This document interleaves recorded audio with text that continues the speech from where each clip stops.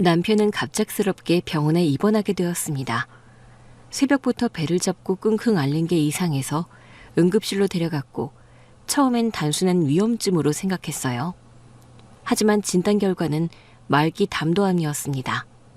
의사는 말을 아끼다 끝내 이렇게 말했죠. 시간이 많지 않습니다. 남편은 너무 놀라 현실 파악이 안 되는 듯 무표정하게 고개만 끄덕였습니다.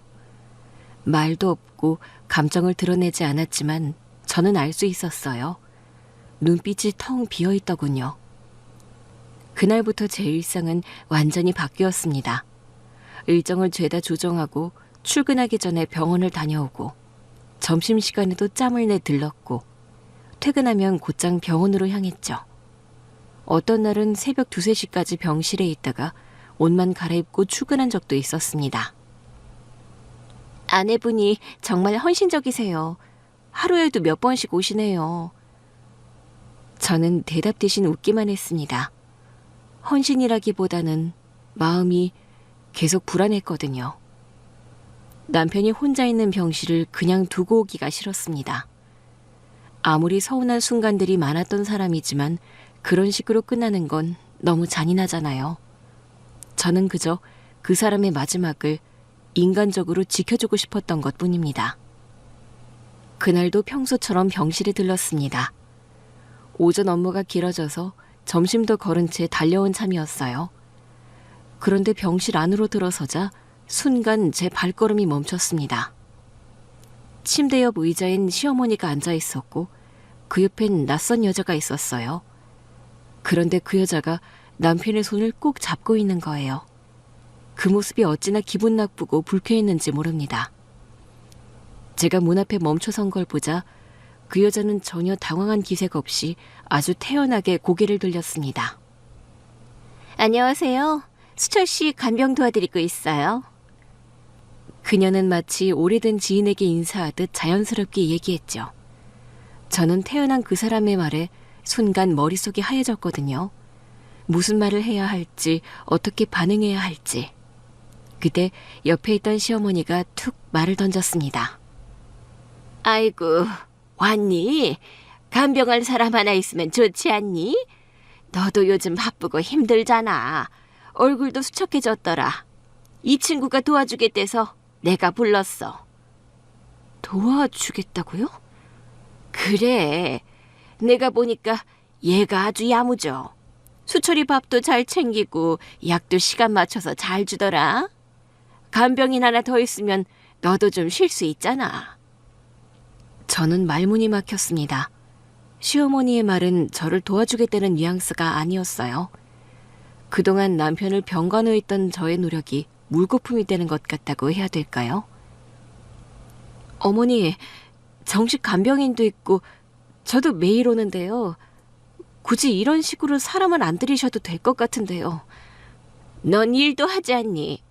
그렇게 새벽까지 있다가 바로 출근하는 거 나도 안쓰러웠어.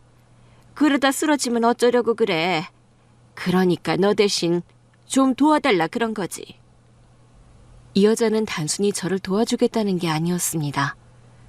저의 남편의 손을 잡는 그 모습, 둘 사이의 거리, 그리고 시어머니의 태도까지 너무 익숙하고 자연스러웠습니다. 마치 오랫동안 여기에 있었던 사람처럼 그녀가 다시 한번 웃으며 남편 손을 조심스레 잡았습니다. 수철 씨가 제가 옆에 있는 걸 편해해요. 순간 정말 어이가 없더라고요. 이 여자가 대체 뭔데 남편을 대신해서 말하는 걸까? 저는 더 이상 아무 말도 하지 못한 채 병실을 나왔습니다. 왜냐면 제가 그곳에 있는 게 불청객처럼 느껴졌거든요. 그날 이후로 병실 안 풍경이 하나 둘 달라지기 시작했습니다. 아침 일찍 들러보면 남편 식기가 말끔히 치워져 있었고 약봉투엔 정성스럽게 시간대별로 메모가 붙어 있었습니다. 누가 봐도 그 여자의 손길이더군요. 수면 유도제도 진통제도 제가 챙기기 전에 이미 그녀가 다 알아서 주고 있었어요. 그건 이미 걔가 줬어. 저는 말없이 그 약봉투를 바라봤습니다. 남편은 그 여자 앞에서 한결 순해졌습니다. 예전엔 밥 먹으라 해도 투정 부리던 사람이 그녀가 숟가락을 들이밀면 말없이 받아들고 먹더군요. 제가 들어서면 잠시 고개를 돌리거나 눈길을 피하기도 했고요. 시모도 달라졌습니다. 오늘은 안 와도 돼. 내가 아침부터 와 있었어. 걔도 잠깐 왔었고. 넌 네 일이나 신경 써라. 일에 지장 생기지 말고. 병원 입구에서 만난 날 시어머니가 그렇게 말하며 저를 가로막았습니다. 제가 꼭 못 올 때는 온 것처럼 막아서는 그 모습에 기분이 너무 상했습니다. 저는 뭔가 억울하고 분한 마음에 병원을 돌아서고 나올 때 눈물이 나더군요. 가슴속에서 뭔가 들끓는 기분이 들었고 그걸 꺼내지 않으면 너무 답답해질 것 같았어요. 그리고 어느 순간부턴 남편이 있는 병원에 가는 것도 눈치가 보이기 시작했어요. 한 번은 제가 남편의 병실에 거의 다 왔을 때 문이 살짝 열려있는 틈으로 보이더라고요.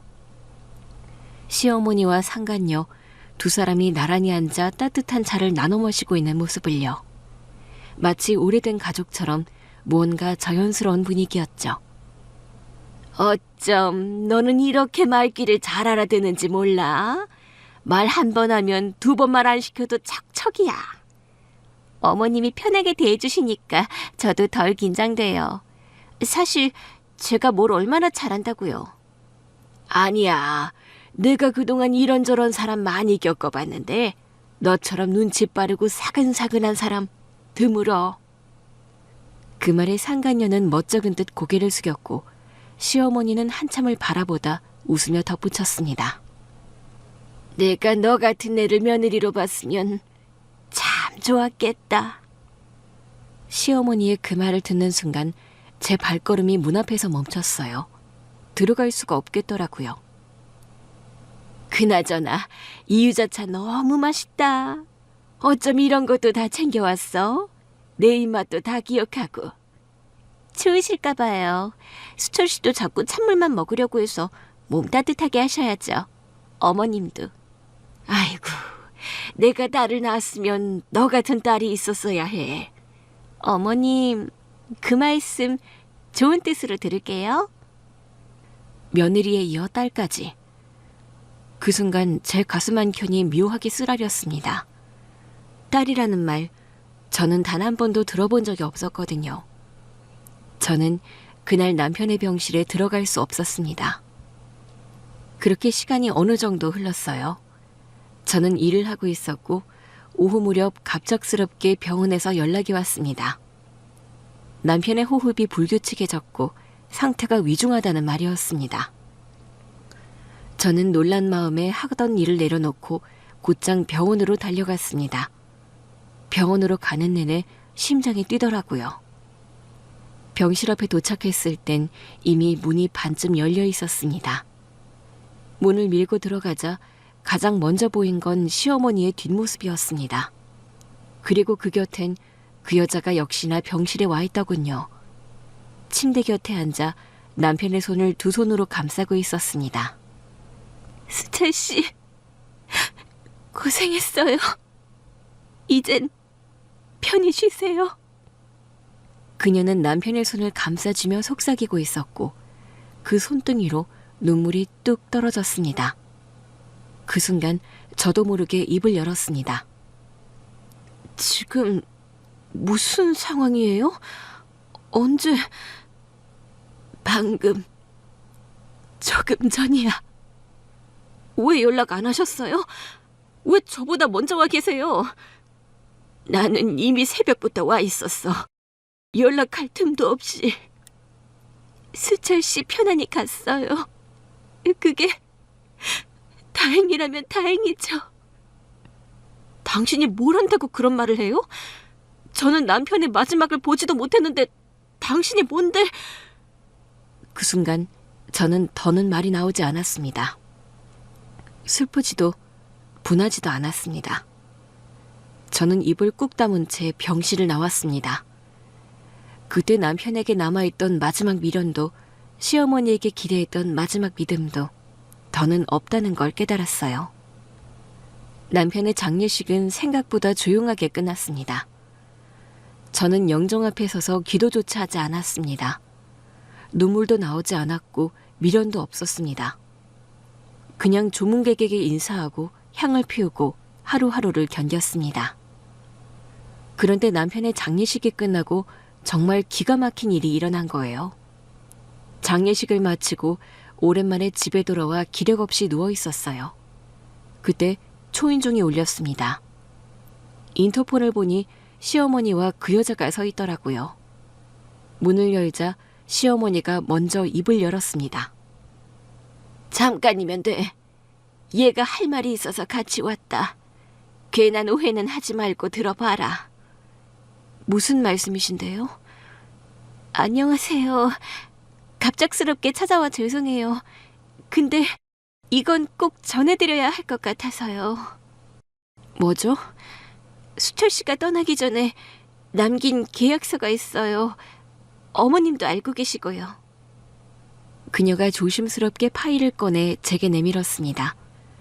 얇은 클립으로 정리된 문서 더미가 보였고 맨 앞엔 증여 계약서라는 글자가 선명하게 인쇄되어 있었습니다. 저는 손도 대지 않은 채 시어머니를 바라봤습니다. 어머니, 이게 무슨 일인지 설명 좀 해주시죠. 나도 구체적으로는 잘 모르는데 수철이가 그렇게 정리한 거다. 어머님도 모르는 걸 이 여자가 갖고 있다고요? 그게 아니라 수철이가 얘한테 남겼다는 거지. 조금만 감정을 가라앉히고 좀 차분하게 봐라. 저도 사실 이런 자리는 원하지 않았어요. 그냥 절차대로 진행하려는 거예요. 저도 지금 이 상황이 혼란스러워요. 혼란스럽다고요? 네, 저도 수철 씨가 저한테 이렇게 다 남겨놓을 줄은 몰랐죠. 그리고 법적으로 문제될 게 없어요. 공증도 받아놨고 날짜도 맞게 처리됐고요. 저는 그냥 수철 씨 뜻을 따른 것뿐이에요. 수철 씨가 재산 전부를 저한테 넘겼어요. 순간 헛웃음이 났어요. 어머니, 이 여자한테는 말씀 안 하셨어요? 뭐를? 제가 검사라는 거요. 저의 말에 두 사람 다 놀라는 눈빛이었습니다. 그리고 두 사람의 인생은 그렇게 박살이 났습니다. 사실 그 여자는 남편이 오랫동안 바람을 피우며 만나왔던 상간녀입니다. 저는 진작에 알고 있었어요. 남편은 원래 말수가 적고 감정을 잘 드러내지 않는 사람이었고 그런 성격을 오래 겪다 보니 어지간한 변화인 눈치를 채기 어려웠습니다. 처음 외박했을 땐 늦은 회식 때문이라 했고 그 다음엔 현장에 일이 늦게 끝나서 바로 숙소로 갔다는 말도 했습니다. 저는 그냥 그런가 보다 넘겼습니다. 저도 바빴고 애들도 컸고 서로 피곤한 와중에 굳이 싸우고 싶지 않았거든요. 그런데 이상한 건 그 출장이 꼭 금요일에 생긴다는 거였습니다. 어김없이 금요일 저녁이면 전화 한 통 남기고 사라졌고 돌아오는 건 늘 일요일 밤 늦은 시간. 멀쩡하게 쉬는 주말을 매주 그렇게 보내는 걸 보면서도 전 끝내 묻지 않았습니다. 그 사이 시어머니는 무슨 사정인지도 모르고 한마디씩 보태더군요. 요즘 수철이 바쁘다니까. 일 많은가 봐. 너도 알아서 잘 챙겨줘라. 시어머니의 그 말이 꼭 제가 뭔가 남편한테 부족하게 하는 사람처럼 들렸습니다. 저는 남편한테 꼬치꼬치 따지고 싶지 않았습니다. 괜히 묻다가 돌이킬 수 없는 걸 확인하게 될까 봐. 언젠가부터는 그냥 그저 모른 척하고 싶다는 생각이 더 커졌습니다. 그리고 남편 셔츠에서 이상한 냄새가 났던 날이 있었습니다. 꽃향기가 가득한 누가 맡아도 여자 향수 냄새였습니다. 제가 쓰는 향수 냄새도 아니었죠. 처음엔 무심코 맡았다가 두세 번 더 고개를 숙이고 냄새를 확인했죠. 이거 뭔 향수지? 그렇게 중얼거리긴 했지만 결국 아무 말도 하지 않았습니다. 셔츠를 탈탈 털어 세탁기에 던져넣고 섬유유연제를 조금 더 부었습니다. 냄새를 덮으려는 의도였는지 그냥 습관처럼 했는지 저도 잘 모르겠습니다. 그날 저녁, 남편은 평소처럼 거실에서 TV를 보다가 화장실로 들어갔고 저는 설거지를 했습니다. 남편과의 대화는 거의 없었고 불편하다거나 어색한 공기 같은 건 오히려 익숙해져 있었습니다. 아이들은 이미 성인이 됐고 각자 바빠서 집을 비우는 날이 많았습니다. 그리고 어느 순간부터 남편에게도 저에게도 서로가 서로에게 필요하다는 느낌이 사라지고 있다는 걸 알고 있었습니다. 그래서 더 묻지 않았습니다. 괜히 캐봤자 저만 피곤해질 일이니까요. 불륜이든 무관심이든 뭐든 솔직히 말하면 이제는 다 거기서 거기라고 생각하게 됐습니다. 새로운 일도 아니고 충격적인 일도 아니고 그냥 그저 그런 일들 중 하나였습니다. 이제 묻는 것보다 견디는 쪽이 더 익숙해졌습니다. 남편이 샤워 중이었고 저는 침대 옆 협탁에 놓인 휴대폰 근처에서 빨래를 정리하고 있었습니다. 그때였어요. 진동이 짧게 울렸고 화면이 잠깐 켜졌습니다. 무심코 시선이 갔는데 메시지 알림이 떠 있더군요. 자기야, 오늘도 올 거지? 사람의 이름은 저장돼 있지 않았어요. 저는 그걸 본 순간 특별한 감정은 없었습니다. 화도 안 났고 어느새 남편에 대한 마음이 공허해졌나 싶더라고요. 이런 제 자신에게 놀랍기도 했습니다. 저는 남편의 핸드폰을 그렇게 내려놓았습니다. 남편에게도 아무 말도 하지 않았고 추궁하지도 않았습니다. 속으로 딱 하나만 생각했습니다. 아, 이 사람 옆에 다른 누군가가 있구나. 그 깨달음이 생각보다 덤덤하게 다가왔습니다. 예전 같았으면 핸드폰을 내던지고 소리를 지르고 추궁도 했겠죠. 하지만 지금은 그런 격정이 남아있지 않았습니다. 언제부터였는지도 모르겠지만 부부 사이의 대화보다 침묵이 익숙해졌고 애정보다 의무로 살아온 시간이 더 많아졌습니다. 그 사람의 외도 앞에서조차 저는 분노보다 허무가 먼저였고 실망보다 피로가 앞섰습니다. 그렇게 외도를 인정하기까지 몇 달이 걸렸고 그 후로는 그냥 감정이 메마른 채로 그렇게 하루하루가 흘러갔습니다. 사랑이든 배신이든 이제는 다 그저 그런 일들 중 하나로 느껴졌고요. 남은 건 끝까지 책임지고 살아야 할 내 인생뿐이었습니다. 저는 그 여자의 존재만 인식하고 있었을 뿐 어떤 사람인지 어떤 얼굴인지 전혀 알지 못했습니다. 그러다 남편의 병을 알게 되고 남편이 입원해 있을 때 그 여자가 홀연히 나타나서 남편의 병간호를 하고 있었던 것이죠. 그리고 지금 이렇게 기막힌 상황이 벌어진 것입니다. 남편이 그렇게 떠나고 얼마 지나지도 않아 그 여자가 시어머니와 함께 제 집을 찾아왔다는 겁니다. 수철 씨가 재산 전부를 저한테 넘겼어요. 정말 뻔뻔하고 당당하게 말하더군요. 저는 파일을 내려다봤습니다. 계약서 표지에는 증여계약서라는 글자가 선명히 인쇄돼 있었습니다. 수철 씨가 돌아가시기 전에 모든 자산을 저에게 넘기셨어요. 어머님도 다 알고 계시고요. 공증도 끝났고요. 지금 남편의 전 재산이라고 했죠? 네, 재산이 얼마나 되는지 알고 말씀하시는 거예요? 수철 씨 앞으로 되어 있는 월세 들어오는 상가 2군데, 그리고 뭐 예금도 좀 있고요. 어머니, 지금 이 상황 알고 계셨던 거죠? 수철이가 마지막에 그렇게 정리한 거다. 나도 처음에 놀랐지만 그냥 그의 생각도 있었겠지. 남편은 예전에 다니던 중견 건설사를 퇴직하고 난 후 시어머니 명의로 임대사업을 해왔습니다. 상가 2곳은 지금도 세입자가 꽉 차 있었고 월세만 해도 한 달에 수천만 원, 땅값은 이미 20억이 넘은 곳이었죠. 이 계약서는 제가 확인해보죠. 진짜인지 아닌지. 너도 알잖아. 수철이 요즘 마음이 불안정했어. 그의 마음 가는 대로 정리한 거야. 그래요. 그게 진심이었는지는 제가 판단할게요. 이제 돌아가세요. 어디까지 유효한 문서인지 제가 확인해보고 연락드릴게요. 뭐 확인하셔도 결과는 똑같을 거예요. 그 판단도 제가 하죠. 두 사람은 결국 별말 없이 자리에서 일어섰습니다. 현관문이 닫히는 소리가 들린 뒤 저는 파일을 다시 꺼내보았습니다. 그 파일을 보고 있는데 갑자기 마음 깊은 데서 울컥하는 기분이 들었습니다. 억울해서도 화가 나서도 아니었습니다.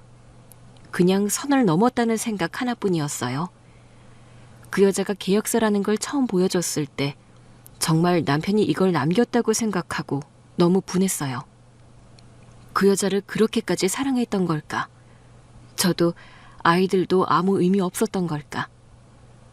저희는 평생을 함께 살아온 부부였습니다. 함께 고생했고 함께 늙어왔고 함께 아이들을 키웠는데 돌아온 건 이거였습니다. 단 한마디 말도 없이 이 문서 하나만 남겨놓고 떠났다는 사실이 믿기지 않았었죠. 처음엔 화가 났습니다. 배신감도 들었습니다. 그런데 어느 순간부터는 그냥 허무했습니다. 내가 그 사람을 위해 살아온 세월이 이렇게 끝나는구나. 그 사람이 마지막까지 붙잡은 손이 나도 아이들도 아니었다는 게 마음을 가장 무너지게 했습니다. 저는 문서를 내려다본 채로 한참을 말없이 있었습니다. 그리고 그때야 깨달았습니다. 아무리 감정이 격해져도 지금 이 자리에서 무너질 수는 없다는 걸요. 이건 감정으로 버텨낼 일이 아니라 반드시 따져봐야 할 문제였습니다. 그리고 그것이 진심이었는지는 제가 직접 확인해야겠다고 마음먹은 것입니다. 그리고 저는 알고 있었습니다. 시어머니가 왜 저 여자 편에 그렇게 붙어 있는지 그 이유를 모르지 않았어요. 처음 남편과 함께 시어머니에게 인사를 드리러 갔을 때 시어머니가 웃으며 이런 말을 했던 게 기억나요. 검사라고? 네, 맞습니다. 아이고, 우리 아들 기도 못 펴고 살겠네. 시어머니는 겉으로 웃고 있었지만 말끝에 가시가 박혀 있었죠. 저는 그날 예의를 다해 인사했고 불편한 내색도 하지 않았습니다. 하지만 저도 성격상 어머님 하면서 애교 부리고 들러보는 타입이 아니에요. 그리고 그 후에 시댁 식구들끼리 모였을 때도 시어머니가 이런 말씀을 하더라고요. 너야 뭐 공부 잘해서 검사까지 됐으니 근데 우리 수철이가 말 한마디도 반박 못하고 살겠구나. 처음엔 시어머니가 농담하는 줄 알았어요. 그런데 그 말이 가시처럼 박히더라고요. 아들 얼굴이 많이 헬쓱하네. 우리 며느리가 잘 안 챙겨주니? 아니야, 잘 챙겨 먹어. 뭘 잘 챙겨 먹어? 얼굴이 반쪽이 됐구만. 안색도 안 좋고 눈밑이 퀭하네. 요즘 무슨 일이 있어? 그냥 일 좀 많았어. 프로젝트 마감이 좀 겹쳐서. 그런 것도 다 아내가 잘 챙겨줘야 되는 거야. 밥은 챙겨 먹고 다니라고. 과일도 좀 깎아주고 그러라고. 요즘 며느리들은 그런 거 왜 안 하나 몰라. 어머님, 요즘은 남편도 알아서 잘 챙겨 먹는 시대예요. 혼자서도 잘 먹고요. 그래도 여자가 챙겨야 집안이 돌아가지. 그러라고 며느리가 있는 거고. 그리고 시어머니는 멈추지 않았습니다. 예. 그리고 너는 애들 학원을 너무 빡빡하게 돌리는 거 아니냐?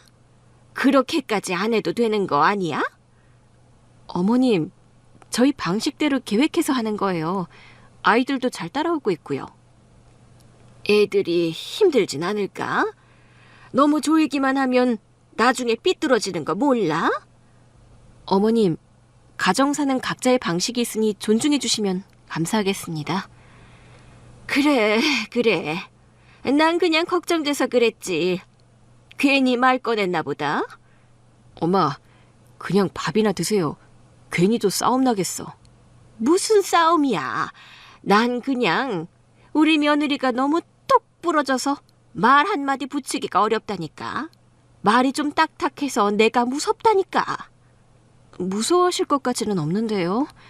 단지 사적인 문제를 공공연히 지적하시는 건 저도 좀 불편해요, 어머님. 제가 그렇게 말하자 시어머니는 입을 닫으셨어요. 하지만 표정에는 마음이 불편한 게 그대로 드러났습니다. 그때부터였던 것 같아요. 시어머니가 저한테 마음을 접은 게. 아니, 처음부터 마음에 들지 않았던 걸 억지로 참고 계셨던 걸지도 모르죠. 얄밉다, 능력 좋은 여자, 아들까지 휘어잡고 사는 여자. 그렇게 저를 봤던 겁니다. 또 한 번은 결혼하고 얼마 지나지 않아 오랜만에 제 이름으로 정식 수당이 나왔던 날이었습니다. 작은 기념이라도 하고 싶어서 퇴근길에 들른 떡집에서 어머니가 좋아하실 것 같은 떡을 고르고 봉투도 하나 준비해 시댁으로 향했습니다. 제 나름대로는 정성을 담은 첫인사였죠. 어머님, 이번에 수당이 좀 나왔어요. 퇴근길에 떡 좀 샀고요. 이거 드셔보세요. 그리고 용돈도 조금 넣었어요. 처음 받은 거라 어머님께 제일 먼저 드리고 싶었어요. 너 아직도 내 취향을 모르니? 네? 떡이요? 나는 떡을 안 좋아해. 특히 이런 찰진 떡, 이 나이에 먹으면 체한다고. 너는 어떻게 된 게 아직도 내 입맛 하나 모르니? 그게 정성이야? 어머님, 죄송해요. 그래도 혹시나 해서. 그리고 이건 또 뭐야? 돈은 왜 넣었니? 그냥 제가 드리고 싶어서요. 됐다. 그런 건 부모님께 드려. 나는 그런 거 없어도 산다. 너는 꼭 뭘 하나 해도 생색을 먼저 내는구나. 그런 뜻이 아니었어요. 그냥 감사한 마음이었는데. 감사한 마음이면 말 한마디가 더 낫지. 요즘 애들은 꼭 돈으로 때우려 해. 저는 시어머니의 그 말에 봉투를 다시 가방에 넣었습니다. 그날 이후 저는 시어머니 앞에서 뭔가를 드린다는 것 자체가 조심스러워졌습니다.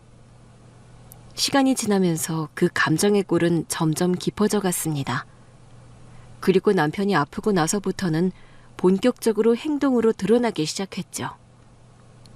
병원 일정을 저한테 공유하지 않고 간병인을 핑계 삼아 그 여자를 병실에 들이고 저를 병원에서 돌려세우던 것도 결국은 다 연결된 일이었습니다. 시어머니는 저보다 순종적이고 말 잘 듣는 여자가 더 좋았던 겁니다. 그게 상간녀건 누구건 상관이 없었죠. 간병도 옆에서 꼼꼼하게 잘하더라. 눈치 빠르게 미리미리 준비할 거 준비해 놓더라고. 그리고 말귀도 잘 알아듣고 내가 무슨 말을 하면 대꾸도 안 하고 그냥 다 받아들이더라고.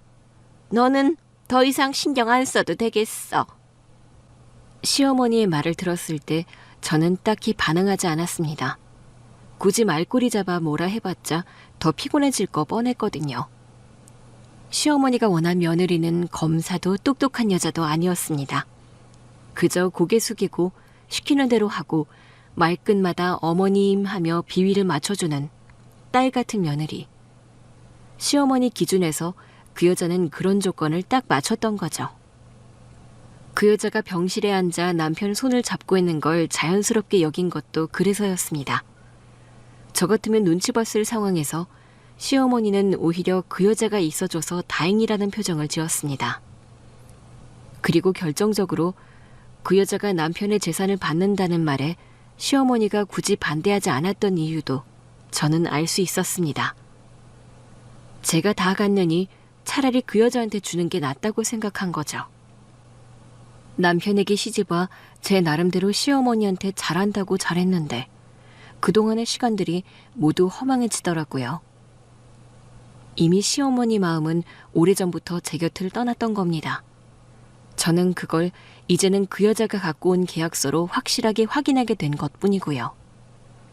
저는 25년 차 검사이기도 합니다. 그 여자가 갖고 온 파일을 책상 위에 올려두고 본격적으로 파헤치기 시작했습니다. 서류의 날짜, 서명 위치, 인감의 상태, 공증 여부, 법적 요건 충족. 하나하나 체크리스트를 만들기 시작했습니다. 저는 남편의 필체를 정확히 알고 있습니다. 지장을 어떻게 찍는지, 사인할 때 습관이 뭔지. 저는 다 알고 있죠. 진짜로 남긴 계약서가 맞는 건지 정확히 확인해야 했습니다. 문서 맨 앞을 넘기자마자 저는 바로 알 수 있었습니다. 용지의 재질부터 이상했습니다. 제가 평소 다뤄오던 공문서 용지와 달랐고 인주의 번짐도 뭔가 부자연스러웠습니다.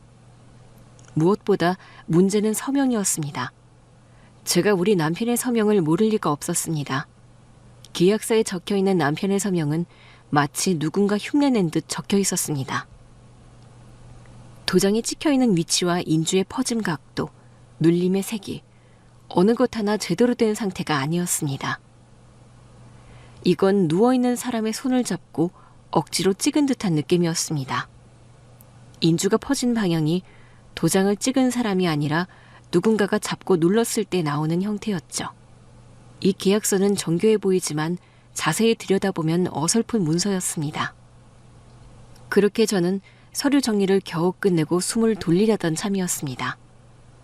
그때 현관 쪽에서 문을 두드리는 소리가 들렸습니다. 문을 열기 전부터 그 뒤에 누가 서 있는지 저는 이미 짐작하고 있었습니다. 문을 열자 예상대로 시어머니였습니다. 고개를 꼿꼿이 들고 저를 바라보고 있었습니다. 잠깐이면 돼. 나 혼자야. 얘는 안 왔어. 들어가도 되겠니? 그 목소리가 아주 담담하게 들려왔습니다. 시어머니는 익숙하게 거실로 들어왔고 소파에 앉으며 한숨을 한번 내쉬었습니다. 저는 그 맞은편에 앉았습니다. 그날 미안했구나. 근데 그 애가 하도 보여주자고 해서 나도 좀 당황했어. 그럼 오지 않으셨어야죠. 알아. 근데 너도 이제 알겠지만 수철이 그 애한테 마음이 있었던 건 사실이잖니? 지금 그걸 말하러 오신 겁니까? 아니, 그냥 너도 좀 받아들여야 하지 않겠나 싶어서 그렇게 화만 낼 게 아니라. 저는 시어머니의 그 말에 가슴이 더 답답해졌습니다. 시어머니가 그렇게 말하는 걸 저는 도저히 납득할 수가 없었죠. 너 검사잖니? 네가 검사인 거 당연히 알지. 근데 그런 생각이 들더라. 검사라고 해서 사람 마음까지 다 재단할 수 있는 건 아니지 않니? 네? 나는 그 애가 좋더라. 말이 부드럽고 듣는 사람 기분 나쁘게 안 해. 넌 너무 날카롭잖아. 네 말투, 표정, 눈빛까지도. 그건 검사라서 그런 건가? 아니면 원래 그런 거니? 저는 어머님한테 한 번도 버릇없이 굴거나 싸우려고 말한 적 없습니다. 그건 너 생각이고. 난 매번 너가 불편했어. 너랑 말 섞을 때마다 내가 뭐라도 잘못한 것처럼 느껴졌고 어떤 말도 꺼내기 전에 몇 번이나 생각해서 내뱉고 보통은 거의 안 했어. 그건 가족끼리 하는 대화가 아니잖니? 저는 순간 할 말을 잃었습니다. 그동안 제가 시모에게 얼마나 정중히 예의를 지켰는지 얼마나 말을 골라 했는지 스스로 너무나 잘 알고 있었기에 그 말은 단순한 비난이 아니라 나를 세운 모욕처럼 들렸습니다. 수철이도 그랬을 거야. 집에 와서도 네 눈치 보면서 말도 못 꺼내고 속으로 얼마나 답답했겠니? 그 애가 그 여자를 선택한 건 그런 이유였을지도 몰라.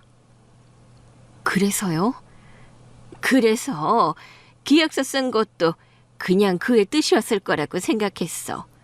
솔직히 너보다 그 애가 옆에서 더 따뜻하게 대해줬고 아플 때도 말없이 손잡아주고 밥 먹이면서도 활짝 웃더라. 그런 거 중요하잖니. 그게 전 재산을 넘길 만큼 중요하다고요? 사랑이라는 게 원래 그런 거잖아. 머리로 계산하지 않고 마음이 가는 대로 하는 거. 넌 항상 너무 따져. 언제는 효율, 언제는 원칙. 사람 사는 게 그런 식이면 따뜻하겠니? 어머님, 지금 말씀하신 건 어머님 생각이고요. 저는 지금 사실을 따지는 중입니다. 그리고 그 계약서 진짜인지 가짜인지 제가 곧 알게 될 겁니다. 진짜야. 수철이가 살아있을 때 남긴 거야. 너도 검사니까 그쯤은 알 수 있겠지. 공증도 다 받아놨고 날짜도 맞춰놨고. 억울해도 인정해야지. 저는 억울하지 않습니다. 다만 어머님이 여기까지 와서 이런 말씀을 하신다는 게 좀 놀라울 뿐이에요. 너는 늘 매번 이렇게 딱딱하게 얘기하더라. 그러니까 사람들이 너한테 마음을 못 열지. 어머님, 제 말투로 시선 돌리지 마시고요. 저는 지금 법적인 절차를 밟고 있는 중입니다. 감정은 감정이고 위조는 위조예요. 이건 단순한 질투나 서운함으로 덮을 일이 아닙니다. 그럼 해봐. 네가 검사라며. 끝까지 가봐. 나 안 무서워. 다 감수할 생각이야.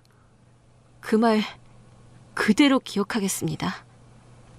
시몬은 마지막까지 고개를 숙이지 않았습니다. 그리고 자리에서 일어나 현관 쪽으로 걸어갔어요. 문을 열고 나가기 전 잠깐 고개를 돌려 한마디를 덧붙였습니다. 넌 정은 없어도 이기는 사람은 되겠지. 그래, 그게 너다. 그 말이 마치 오래 준비한 마지막 칼날처럼 가슴에 박혔습니다. 저는 입술을 꾹 다문 채 그저 현관문이 쾅 하고 닫히는 소리를 들었습니다. 그리고 생각했습니다. 이 사람은 끝까지 날 이해할 생각도 받아들일 의지도 없었구나. 이제는 예의도 감정도 미련도 남길 이유가 없다는 걸. 정말로 싸워야 할 상대는 지금부터가 시작이라는 걸 생각했습니다. 위조 계약서라는 걸 제가 분석한 결과만 가지고는 부족했습니다. 좀 더 확실한 검증이 필요했죠. 저는 바로 연락을 돌렸습니다. 예전에 함께 일했던 사설 감정소 직원이 떠올랐죠. 혹시 요즘도 필적 감정 받으시죠? 네, 가능합니다. 무슨 건이신지요? 사망 직전 작성된 증여계약서인데요. 서명이랑 지장 상태가 이상합니다. 필적 감정이랑 인주 분석 가능하신가요? 네, 문서 원본 있으시면 맡겨주시면 됩니다. 법적 대응도 염두에 두시는 건가요? 네, 확실히 해야 해서요. 통화를 마치고 남편이 입원해 있던 병원으로 향했습니다. 병실 구조는 익숙했고 CCTV 설치 여부도 저는 이미 알고 있었습니다. 의료법상 환자 보호 목적으로 일부 병실에는 소형 카메라 설치가 가능했고 남편의 병실 역시 간병인 측 요청으로 천장 구석에 카메라가 하나 달려 있었죠. 혹시 지난주 기록부터 확인 가능할까요? 네. 환자 본인의 입원 기록상 CCTV 동의 서명도 있어서 일부 열람은 절차만 밟으면 가능합니다. 혹시 오디오도 녹음되나요? 아니요. 영상만 있습니다. 다만 당시 간병일지나 투약 기록 같은 건 같이 요청하시면 병동 측에서 제공 가능합니다. 다 요청드릴게요. 날짜별로 정리된 파일 형태로 주시겠어요? 알겠습니다. 그럼 영상 기록과 병동 기록, 간병일지까지 묶어서 준비해 두겠습니다. 저는 병원 측에 필요한 자료를 요청했고 꼼꼼하게 준비하기 시작했습니다. 계약서에 적힌 날짜와 병실 내부 기록, 영상 자료, 모든 걸 대조할 준비를 하나씩 갖춰나갔습니다. 병원에서 제공받은 자료는 생각보다 빠르게 도착했습니다. 의무 기록, 투약 일지, 간병 일지까지 포함된 파일이었고 저는 계약서에 적힌 날짜와 기록들을 하나하나 대조하기 시작했습니다. 그 계약서에 적힌 서명일은 남편이 사망하기 딱 3일 전이었습니다. 그런데 기록을 보니 그날 남편은 진정제를 2차례 연속으로 투여받은 상태였습니다. 저는 머릿속으로 짧게 정리했습니다. 입으로 식사도 못했고 말도 못했고 눈도 제대로 못 떴던 날이네. 이제 남은 건 CCTV였습니다. 계약서에 적힌 시각 근처를 중심으로 영상을 요청했고 병원 측에서는 USB를 보내왔습니다. 그리고 저는 충격적인 영상을 보게 된 거예요. 화면 속 병실은 오후 늦은 시각이었고 침대 위엔 남편이 누워 있었습니다. 숨을 쉬고는 있었지만 눈은 감긴 상태였고 몸도 전혀 움직이지 않았습니다. 잠시 후 병실 문이 열리고 그 여자가 들어왔습니다. 손엔 무언가 종이와 인주도장이 들려 있었고 주변을 살피더니 침대 옆으로 다가가 남편의 손을 잡았습니다.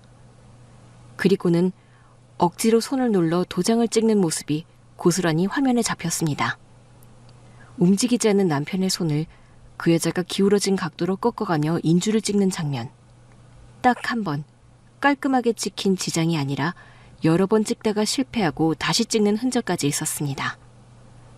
예상은 했지만 영상으로 이렇게 확인하니 손이 저절로 떨리더라고요. CCTV 영상을 확보한 직후 병원 쪽에서 다시 연락이 왔습니다. 내부 조사 차원에서 확보된 추가 자료가 있다고 했고 그중 일부를 참고용으로 제공받을 수 있었습니다. 물론 원칙대로라면 정식 영장이 있어야 했지만 상간녀가 간병인 등록 없이 병실에 출입했고 보호자 허가 없이 환자에게 접근한 점 때문에 병원 측에서도 자체 조사를 진행 중이었습니다. 저는 병원 관계자에게 파일을 건네받으며 물었습니다. 이건 어디서 확보된 자료죠? 보호자 등록 없이 무단 출입한 날짜에 병실 와이파이에 연결된 휴대전화 로그 기록입니다. 그중 하나가 그 여자 명이더라고요. 일부 대화 내역도 확인됐고요. 그 로그 저한테도 공유해 주실 수 있을까요? 네, 담당 변호인 확인을 조건으로 일부 자료는 가능하다고 판단했습니다. 그 안에 문자 메시지 복원된 것도 있습니다. USB를 건네받고 자리에 앉아 파일을 열었습니다. 데이터는 정리돼 있었고 가장 최근 날짜의 메시지 몇 개가 정리돼 있었죠. 그중 하나가 눈에 들어왔습니다. 이제 지장만 받으면 돼요. CCTV 안 걸리게 조심해. 저는 메시지를 본 순간 숨이 턱 막혔습니다.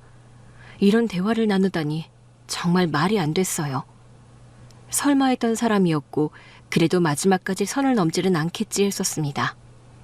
제가 그동안 예우를 지키며 대했던 시어머니, 그분이 이 일에 이렇게 직접 끼어들었다는 걸 단 2줄로 확인한 겁니다.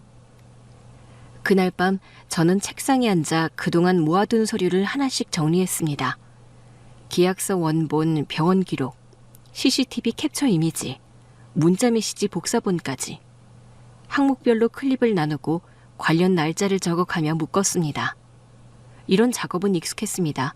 매번 사건을 다룰 때처럼 순서와 근거, 정리를 먼저 하는 게 기본이니까요. 그러다 문득 남편 얼굴이 떠올랐습니다. 병실 침대에 누워 아무 말 없이 눈을 감고 있던 그 모습이요.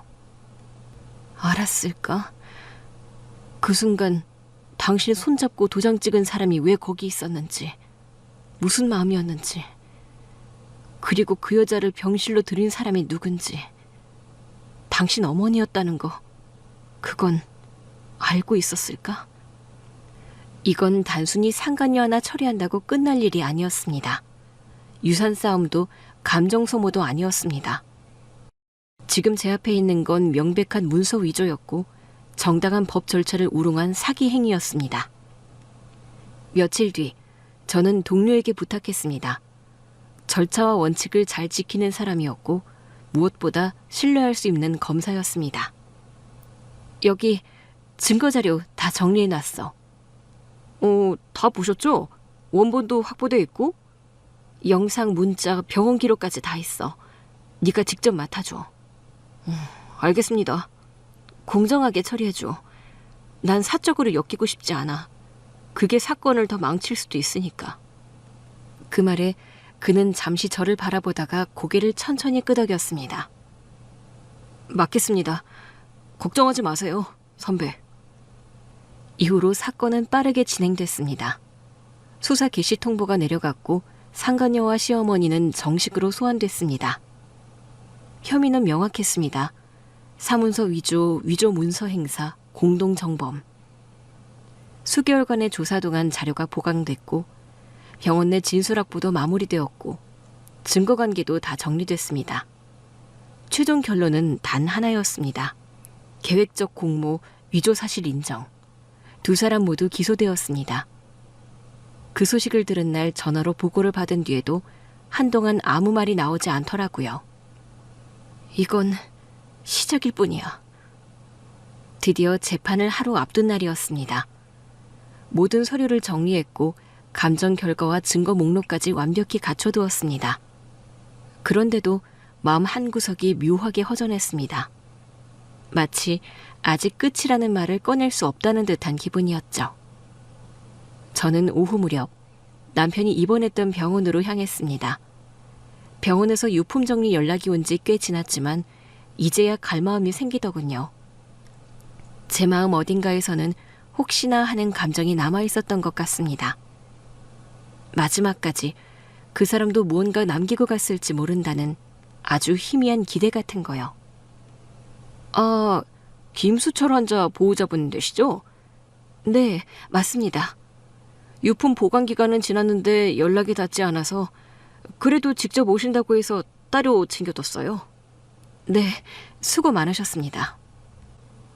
그는 조심스럽게 하얀 종이 상자를 제게 내밀었습니다. 병원 팔찌, 손수건, 쓰던 립밤 하나, 약봉지 몇 개, 그리고 낡은 지갑이 하나 들어있었습니다. 그리고 지갑 안쪽 사진이나 명함을 넣는 투명 포켓에는 아무것도 들어있지 않았습니다. 이게 다인가요? 네, 환자분 방에서 따로 남긴 메모는 없었습니다. 혹시 유서 관련해서 찾으시는 거면... 아니요, 그냥 물어본 겁니다. 환자분이 남긴 말씀도 없었고요. 마지막 며칠은 거의 말씀을 못 하셨으니까요. 직원은 조심스럽게 말을 덧붙였습니다. 저희가 환자에게 가족에게 남기고 싶은 말 없으세요? 라고 몇 번 여쭤보긴 했었는데 그때도 아무 대답 없으셨어요. 그냥 눈만 감고 계셨습니다. 저는 고개를 끄덕였습니다. 그 사람은 원래 그런 사람이었습니다. 할 말이 있어도 끝내 말하지 못하던 사람, 생각이 많다면서도 감정은 꺼내지 못하던 사람. 그래서 저는 결혼하고 나서도 아이 낳고 살아가면서도 그 사람 마음을 정확히 안다 느낀 적이 별로 없었습니다.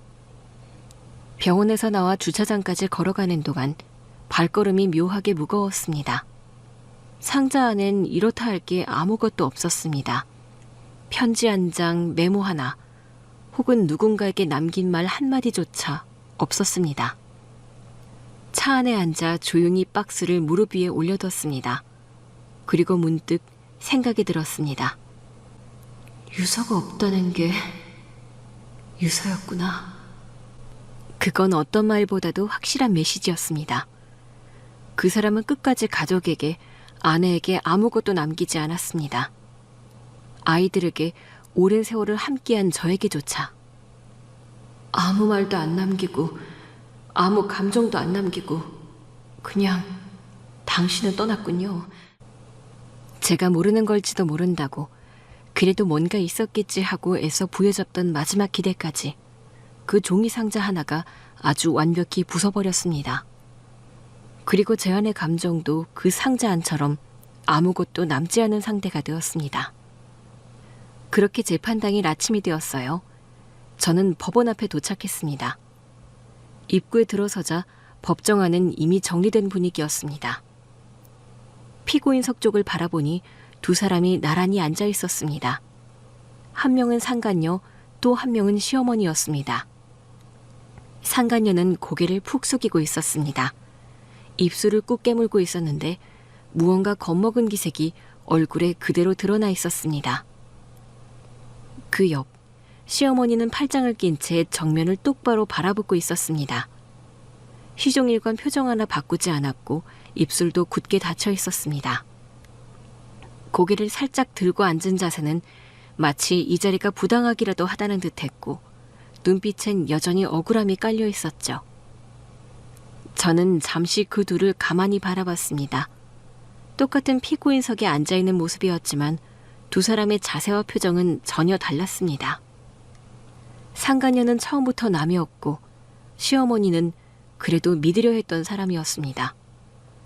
저는 꼭 그렇게까지 했어야 했나 그 생각만 계속 들더군요. 이 자리까지 와서도 저렇게 고개 한번 숙이지 않는 모습을 보니 씁쓸함보다 허탈함이 더 컸습니다. 뭘 믿었는지, 왜 끝까지 예의를 지켰는지 그 순간엔 오히려 제가 우습게 느껴지기도 했습니다. 곧 재판이 시작됐습니다. 재판부가 입장하고 방청석과 피고인석 모두 긴장감이 감돌았습니다. 저는 숨을 길게 들이쉬고 자세를 바로잡았습니다. 익숙한 광경이었지만 오늘만큼은 그 안에 있는 제 위치가 달랐습니다. 피고인들을 제출한 계약서는 법적으로 유효하지 않은 중대한 하자가 있으며 피고인들의 행위는 사문서 위조 및 위조문서 행사 혐의에 해당합니다. 판사의 단호한 목소리가 법정 안에 울렸고 누구도 움직이지 않았고 조용히 종이 넘기는 소리만이 귀에 들어왔습니다. 그리고 검사가 증거 자료를 낭독하기 시작했습니다. 사건 개요부터 계약서 위조 정황, CCTV 영상 분석 결과, 필적 감정 결과까지 차분하고 또렷한 목소리로 한 줄 한 줄 읽어내려갔습니다. 해당 지장은 환자가 의식 없이 찍힌 것으로 판단됩니다. 인주 번짐 각도 및 손가락 힘의 분포, 전형적인 외부 조작 패턴과 일치합니다. 그 순간 상건녀가 고개를 더 깊이 숙였습니다. 반면 시어머니는 오히려 애초에 관심조차 없어 보이는 태도였습니다. 그건 피고인 신문 때도 마찬가지였습니다. 피고인은 해당 문서 작성 시 아들의 상태를 알고 있었습니까? 그게 뭐가 문제인지 잘 모르겠습니다. 그건 수철이 뜻이었고 나는 그냥 옆에서 도운 것뿐입니다. 시어머니의 표정은 후회도 죄책감도 없었습니다. 그게 오히려 더 허탈했습니다. 사람이 마지막까지 무너지지 않는다는 건 겉으로는 강해 보일 수 있겠지만 사실은 그게 더 깊은 추락이었습니다. 인정하지 않는다는 건 돌아올 가능성도 없다는 얘기니까요. 저는 그 사실을 아주 선명하게 마주하고 있었습니다. 공판이 끝나고 선고가 내려졌습니다. 형량이 낭독되는 동안 법정원은 조용했습니다. 저는 천천히 의자에서 일어났습니다. 주변을 둘러볼 필요도 없이 그대로 복도 쪽으로 걸어 나왔습니다. 저는 그제야 힘이 풀리는 게 느껴졌습니다. 오늘 재판은 잘 마쳤고 다음은 민사에서 마무리 지으면 됩니다. 저는 복도를 천천히 걸었습니다. 공기가 달라진 건 아닌데 어딘가 숨 쉬는 게 편해진 느낌이 들었습니다. 누군가가 등을 잡아 끌지도 않고 가슴 안에 뭐가 박혀 있는 것도 아닌 그냥 조금은 가벼워진 상태가 되었죠. 그들이 노린 단 한 푼도 절대 그대로 넘기지 않을 겁니다. 오히려 이 고통이 어떤 대가를 가져오는지 정확하게 보여줄 겁니다. 그렇게 생각이 정리되고 저는 발걸음을 멈추지 않았습니다. 이제 저는 더는 주저할 이유가 없을 것입니다.